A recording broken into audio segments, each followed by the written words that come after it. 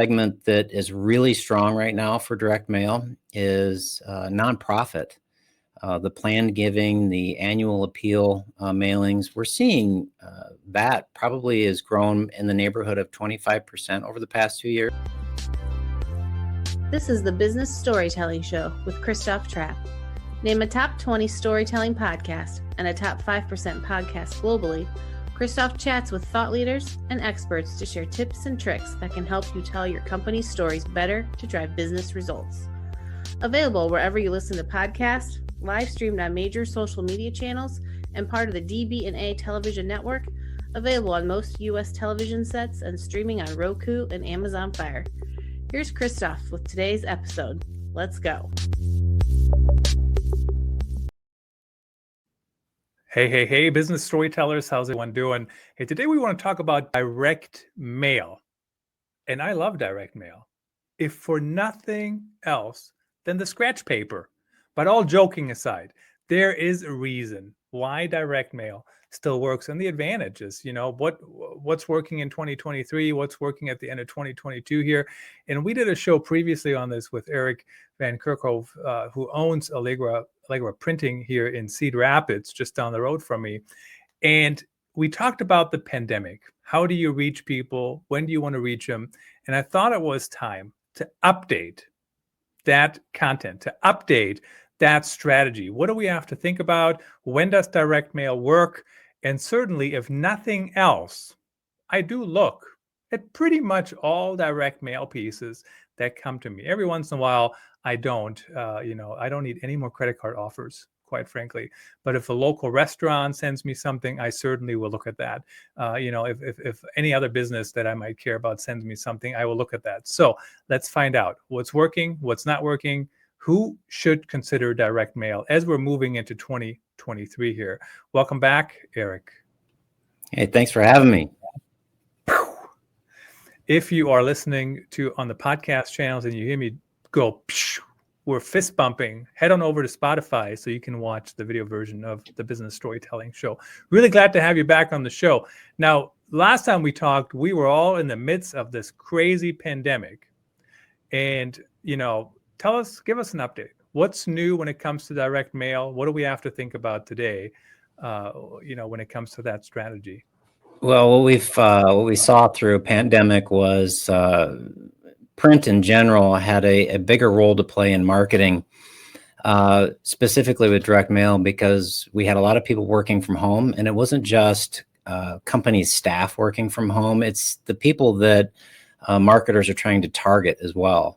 And so just trying to blast somebody at their place of work wasn't very easy. We needed to be able to make contact with them at their home. So direct mail picked up in that regards. Another portion that picked up pretty good too was gift giving and fulfillment. So a little bigger form of direct mail than your standard credit card offers or annual appeals that show up, but more gift giving and gratitude giving to both clients and employees, again, because they weren't in the office. So that's kind of interesting. So what you're talking about is, people will send me something. I mean, is this like and I can never say the word correctly, the reciprocatory, what I'm talking about? You say it correctly.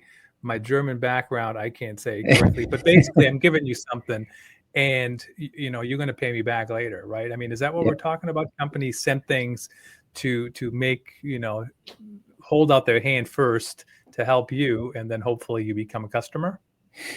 Sure.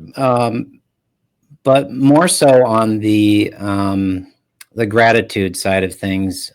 From a sales perspective, it was difficult, for example, for salespeople to make a cold call to an office. So using lumpy mail, or just a fancy term for packages in the mail, was a great way to reach their target audience, the person that they would have tried to cold call in the office. And it saw really big success rates with getting engagement because, again, it's not an envelope in the mailbox that can easily be overlooked or used as scratch paper, as you so eloquently pointed out. But, to see a package and the excitement that's associated with opening it, and the anticipation, really drove response rates from that respect. We didn't see that being utilized in a broad way, like general marketing. It was more targeted, selected, and usually those projects run a smaller quantity because the price point's higher per piece versus your, again, standard postcard or enveloped type mail. Did I answer your question? I think so. And so it's interesting, very, very kind of you to say my little joke was eloquent. I don't know if it was or not, but certainly appreciate it. Now, I famously worked for a company actually in Cedar Rapids, and somebody said after I worked there for a year, Christoph, when are you going to empty your mailbox? And I said, I have a mailbox? where is it? It wasn't very far from my office, but I had one. I'd never looked at it. So that kind of made me think about when you were just kind of talking about that. Is it better for when you're trying to reach business people, is it better to do direct mail to their homes, to their businesses? I know the last time we talked, it was, if you know where you can reach them, send it to them at their home because everybody was working at home. But how has that changed, if it has, currently? Yeah, we've seen a large influx of staff coming back to the office. So when it comes to marketing to other business, your business to business marketing, we're seeing that transition more back towards the office. But we're still targeting people at home too that we know our specific contacts are working remotely. And of course, we also saw that with the Great Resignation, people were taking jobs that live here locally that, maybe the home office is out of Oregon or maybe it's out of Virginia. And that opened up some really great opportunities too for direct mail because, for us from a prospecting perspective, because it gained more opportunity for new clients because they're working here remotely for a company that our company wouldn't typically call on because they're in Virginia or Oregon, for example. So that translated well for our industry, the printing industry. But we also saw a lot of our clients jumping on board with that because of the remote workplace and people moving from one company to the next. And that helped, I think, drive a little bit more direct mail business into our industry because they saw the success and the effectiveness of using it from a known sales tactic of, we know these people work here and they are working at home. Now we know that they're working for a new company and we can prospect that company. It's a very good point. And I'm actually at Vox Pop Me at my day job. I'm the only employee in the entire company in the state of Iowa, right? So they have employees all over the place, headquarters in Salt Lake City, outside Salt Lake City, near Salt Lake City, and Birmingham in the United Kingdom. So only person here. So very, very interesting. And I do see more of a trend to some companies doing that. They have people all over the place, as opposed to just in a local, in a locality.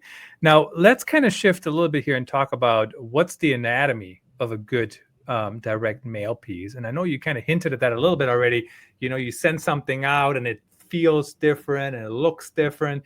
And I agree. I look at them longer, right? Because they're different. And I mean, my whole shtick has been here, create content that's different, right? And it certainly works. And direct mail is no different. But how do you create a good piece of direct mail that can set you up to make that campaign work? Your creative is key. It's key to any direct mail success because that's what's going to get people to engage and then physically touch it. So your design, your creativity needs to be top of mind. And as a matter of fact, that's a pretty big push in continued learning. I just read an article in the Penny Saver the other day that Kirkwood graphic design, Kirkwood being a local community college, their graphic design program is growing because there's an increased demand for that profession. And specifically, it's related to print as well as digital marketing. So your creative is the number one most important thing when it comes to direct mail. And how you create something that is effective really needs to be based off of, the purpose of the piece. For example, I've seen a few credit card companies now using a tactic where their envelope is pretty plain. It looks very institutional, and it causes people, curiosity. What's in here? It looks institutional. Did it come from a government organization or facility or whatever it is? But it's pretty plain. But it gets you to open it. Versus some of the other credit card offers that you see that, fancy blue envelope, soft touch, there's foil on it, it's an odd shape. You clearly know that it's a credit card offer, so you might not open it. Some other things that help are, obviously the call to action, which is part of your creative, but it is the message. So it needs to look pretty, but it also has to have that call to action or that message that gets somebody to at least look at it, because that really is the main purpose of direct mail, is to be seen. And then if you can get somebody to open it, that's a bonus. And if you can get them to act on it, that's the holy grail of direct mail, is getting people to act on it. I mean, certainly that's what we want everybody to do for all the marketing that we do, right? Get people to take some kind of action. Yeah. When you mentioned, I just got one of these in the mail the other day, and it looked pretty official. And I don't want to misstate it, but I thought it even said official statement or official notice, or Yeah. I don't know, something like that. And, where's that line for being just a little too sleazy and not being truthful? Yeah, that right. I'll leave it to the credit card companies to try any tactic they can. But I think credit card companies have their own, genre of direct mail, if you will. And I think everybody else that takes that more, mature or professional approach, typically is seen differently. And I do want to mention, and I think I kind of probably said that wrong just slightly. I don't remember whether it was a credit card company or something else.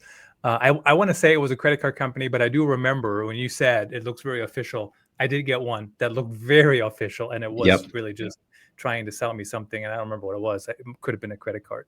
Now, back a couple years ago, we talked about especially local businesses, right? So businesses were struggling with people knowing whether they're open, what are the rules, do we have to wear masks, blah, blah, blah, what's the offering? Restaurants are still struggling with that, it seems, not enough staff here and there on certain days and whatnot. So we talked about local businesses that have a geographic area. It works really well because you can target me and send something to everybody within whatever radius. So that's one business that can make direct mail work. Give me some other examples if you could. Like, what kind of business is direct mail? I don't want to say a definite win, but Sure. A potential definite win, I guess. Yeah. The business to consumer segment is pretty strong for direct mail, especially if you have a good, again, call to action or offer. And you can usually get people to, impulse, especially if you integrate digital with your direct mail, meaning if you put a QR code on your piece of mail that can link somebody instantly to purchase whatever it is you're selling, that can be pretty effective. The other segment that is really strong right now for direct mail is nonprofit. The planned giving, the annual appeal mailings, we're seeing that probably has grown in the neighborhood of 25% over the past 2 years. And our clients are mailing earlier than normal this year by about 30 to 45 days. And I think that there's a lot of competition in the space for that annual appeal or that planned giving, the tax deductible donations, if you will, for nonprofits. So we're really seeing that take off and getting good feedback too. It's not just about spending the money, it's about bringing the money in, obviously, for those organizations, and they're having good success. if that's pandemic related, I don't know. I don't have the information on that, but what I can share is that direct mail is growing in that respect, and it is working. It's very interesting to me, and I might try to find a clip here from Vox Pop Me asking consumers about QR codes, and we might try to play that if I can find it here in time. But to me, it is just baffling how QR codes are making a comeback, because I remember I was working at a local media company 12 years ago, and there's a parade, a local parade, and basically what we did, we had shirts on, and it had a QR code, and it said, "Scan me for a good deal." It was like, "Here's the deal," I think was the name of the campaign, and people barely knew what we were talking about. I thought it was super creative. But why are QR codes all of a sudden making such a comeback? Part of it, I think, has to do with technology. 12 years ago, you had to have a special app on most devices to be able to read that QR code. Now that ability is integrated into your phone's camera, so you don't need that special app. The other thing too is that QR codes have evolved to the point where you can brand them. Take a look at Hy-Vee's QR code, for example, or you can put a logo inside of the QR code. So there's ways to dress it up and also integrate it with the overall design, or again, like I stated, Hy-Vee's, their general branding. And I think that because it's been so widely adapted and technology has made that easier, I think that's why you're seeing a pretty good resurgence of it. And quite frankly, it's almost the easiest way I've probably ever seen to use cross-channel marketing with direct mail. Yeah, it is quite interesting to me how that works, how people are using them. Is there any kind of, so when you create, I assume you create QR codes directly there for your customers. Yep. I'm not too worried about that necessarily, but is there like a security issue? Like, how do we know whoever created them didn't, isn't sending us to some malicious site? Or whatever, yeah. Malicious site, I guess. No, I honestly, Christoph, I can't answer that. We partner with a software provider to generate our QR codes. There are free QR code generators online. We try and stay away from those, not because we've ever experienced any security issues, but because in order to offer some of those higher end QR codes that are stylized or they're branded, it's a different software process than the free black and white ones that you might find online. Absolutely. So I'm not going to be able to show you guys this clip, but it is available over on YouTube. Just search for QR codes on Vox Pop Me, the Vox Pop Me channel. This is too much technology early in the morning. So Eric, so tell me about, how do we start a direct mail campaign? And do you recommend, should it be part of an overall campaign, or is it, standalone, or how do you typically think about that? Right. From a business branding standpoint, I would not ever advocate for putting all your eggs in one basket. Direct mail does have, one of the highest response rates compared to digital marketing, especially, and email marketing. And there's plenty of facts out there to support that. But to get started, really, the overall message and your branding should really be nailed down.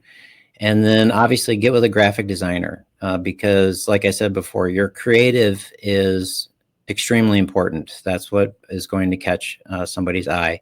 And you should already, like I said, have your message developed. And then I always advocate working with a professional. Check the reviews online, because one mistake with a pre-sort mailer, for example, if your weight is off by a little bit, you could be overpaying for postage to the tune of hundreds, even thousands of dollars that you don't need to. So working with a professional company that has experience with direct mail, that works closely with the United States postal system, is key to make sure that you're not overspending on your postage, so that you can redirect those monies to enhance the printed piece or whatever other aspects of your marketing campaign you might have, whether it's your website, a pay-per-click campaign, a special site that you've built for a QR code to send people to, that you integrate into your direct mail. And then, of course, all the other mediums that you see out there today, ads on YouTube, radio ads. A multifaceted approach to your marketing is much better than putting all your eggs in one basket. Again, I would not advocate for that. Direct mail is great, but don't spend every penny you have for marketing there. And I'm a big fan of that too. And what's interesting to me, what you just mentioned is, so for example, when I run a new campaign, certainly on digital, whether it's organic or paid or whatever, it doesn't make any difference. There's some rules I have to follow, but there's also a lot of leeway, right? Sure. Like I just did a thing on YouTube, and the leeway I have is unbelievable, right? There's really no rules around how I should look and what I should do. But when it comes to anything that's sent by the Postal Service, especially something that's not in an envelope, right? Like a postcard, or I get those huge posters. I don't know what they want me to do with them, like hang them on the wall, I guess, for political candidates. But, huge posters. And I mean, there's rules on where you need to leave space, where whatever the postage goes, right? Or whatever the signia is. So that's another thing to think about to make sure you get that right. Absolutely. Not only does your list need to be cleaned, again, so you're not wasting postage, but there is read area for the postal system. And in order to qualify for those pre-sort rates, you need to make sure that the mail piece is set up right. Again, clear white space around the address, around the intelligent mail barcode system, and then your indicia needs to be clear. And indicias, if you don't have one yourself, because there is a cost involved, most companies don't have their own indicia. That's just another reason to work with a professional company that does have an indicia that you can piggyback and use. And typically, a direct mail company should charge a very minimal fee for that, to the tune of just a few dollars, because those indicias, once they're set up and they're being used regularly, the post office doesn't charge an exorbitant amount. So the expertise that you're really paying for when you work with a professional direct mail company is that pre-sorting, is making sure that all the addresses on your list are deliverable and that we're kicking out the ones that aren't. And we're also able to reply back with a list for you that shows, hey, these addresses have changed, so you can put that in your MIS system, or these are no longer valid, so you should take these people out of your database or do further investigation. So it's not just about making sure that you save your marketing dollars and not overspend on postage, but there's also the value of getting that information back and having a clean list and getting with your sales or marketing team and updating your records internally. Because what happens, tell me if I understand that incorrectly, but the Postal Service actually, they try to match, right, who's on the list and what the address is. And then also, is it actually a valid address, right? Yes. So they don't just want to send it to a parking lot in downtown or something like exactly. that. Yep. Very interesting. So tell us, who do you work with? How do people reach you? What's, who are your perfect clients? Are they local, national, and how do they get in touch with you? Right. Thank you for that. Well, you can always give us a call at Allegra in Cedar Rapids. That's 319-396-7626, or go to allegracr.com and get a hold of us that way. You can always email me, Eric at allegracr.com. And Christoph, that's a kind of a loaded question. Who's an ideal client? For us, it's the business to business. We love helping nonprofits with fundraising. Our company gives back to the community by offering printing grants annually to nonprofits, and they're using that to drive their direct mail to increase their donations. So we love helping the nonprofits. We also love helping the profits because helping them get their message out, get their brand out, and keeping it consistent is something that we're focused on. We understand how branding guidelines work and how they don't work in conjunction with direct mail. So if you're a busy business owner, entrepreneur, you're a busy marketing manager, and you're looking for somebody to help you fine-tune your direct mail, give us a call at Allegra. We'd love to help. Check them out, and certainly direct mail, especially in B2C or for nonprofits, it is not dead. And it's always interesting to me to see what areas can benefit from certain strategies. Eric, it was great to have you back on the show. I always learn something new from you. Really appreciate you making the time. Thanks, Christoph. I appreciate you thinking of me.